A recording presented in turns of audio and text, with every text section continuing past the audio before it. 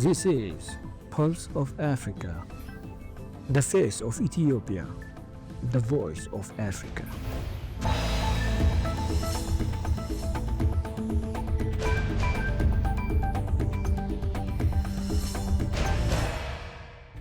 Hello and welcome to Pulse of Africa News. I'm Jadani Tasfai with the latest. First, our top stories for today.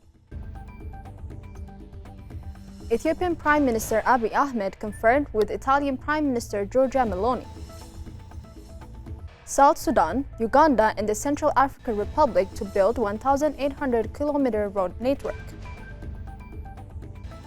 Libya welcomes reopening of Tunisian consulate.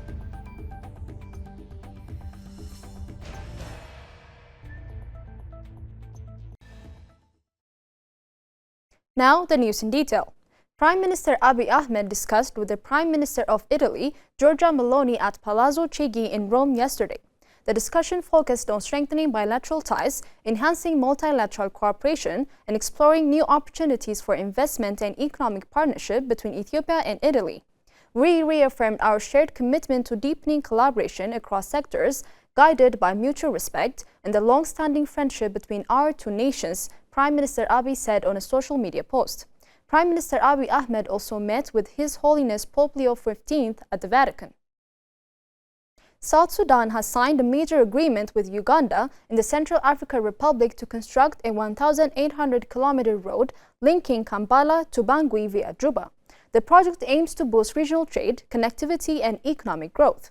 Two main routes are planned, one from Kampala to Juba and another from Juba to Bangui, with several branch connections.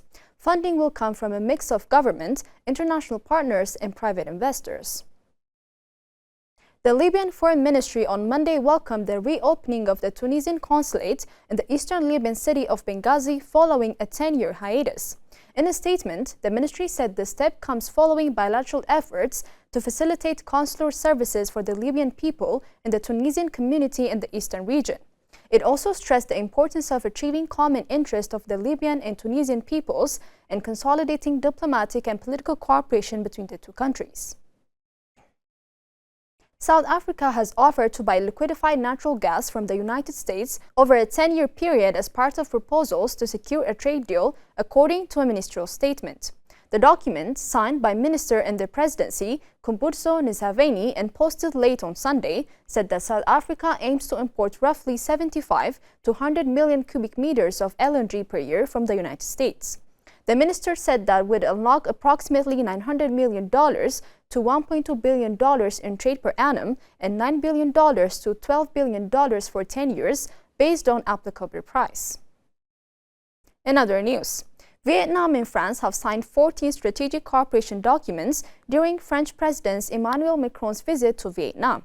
The newly signed agreements span a wide range of sectors, including defense, archives, agriculture, transportation, aerospace, science, technology, and nuclear energy.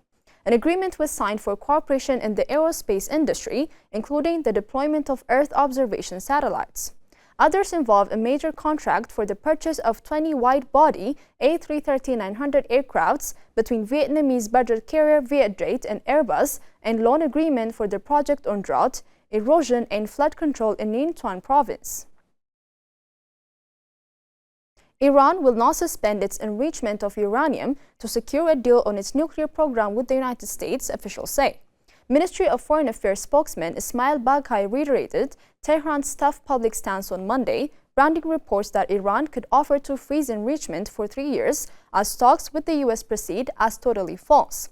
Iran will never accept the suspension of its enrichment program, Baghai told reporters, adding that Tehran is awaiting details from Oman regarding a 6th round of negotiations looking at how the country might adjust its nuclear program in exchange for eased U.S. sanctions.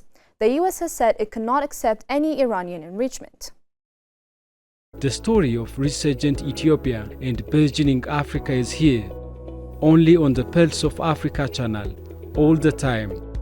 Pulse of Africa, the face of Ethiopia, the voice of Africa.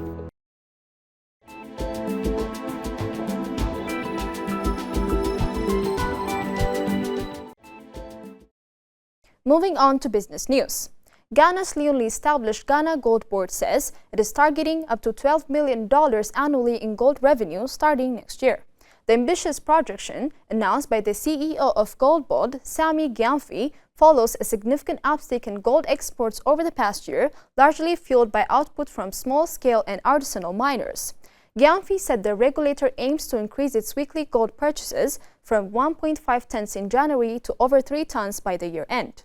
We expect to be able to bring in about $6 billion by the end of this year, but we are confident that we will reach the $12 billion in annual inflows from next year, he said. Finally, the European Investment Bank has signed a €70 million financing contract with Morocco's National Office of Electricity and Drinking Water. The funds will strengthen drinking water infrastructure across the country, particularly in small and medium-sized cities and rural areas facing increasing pressure on water resources. The financing, supported by the European Union through its guarantee mechanism, will focus on high-impact local investments to modernize, secure, and optimize drinking water production and transportation systems in multiple regions. Before concluding, let us provide you with the latest updates on global commodities prices.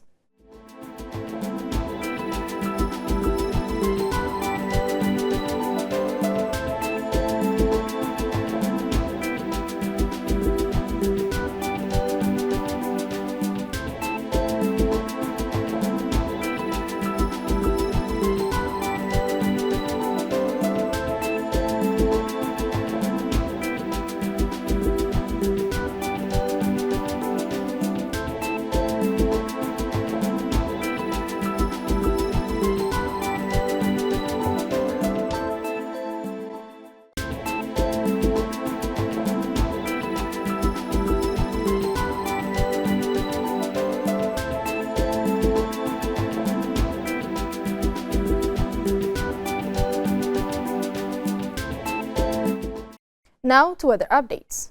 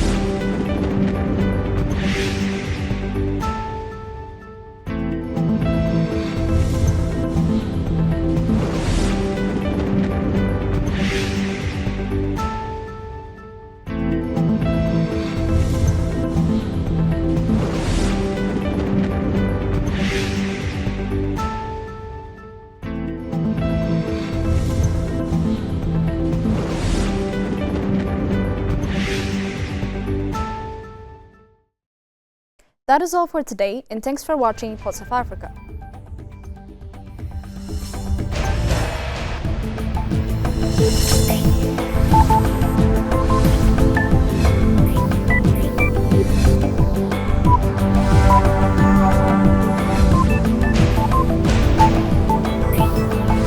This is Pulse of Africa, the face of Ethiopia, the voice of Africa.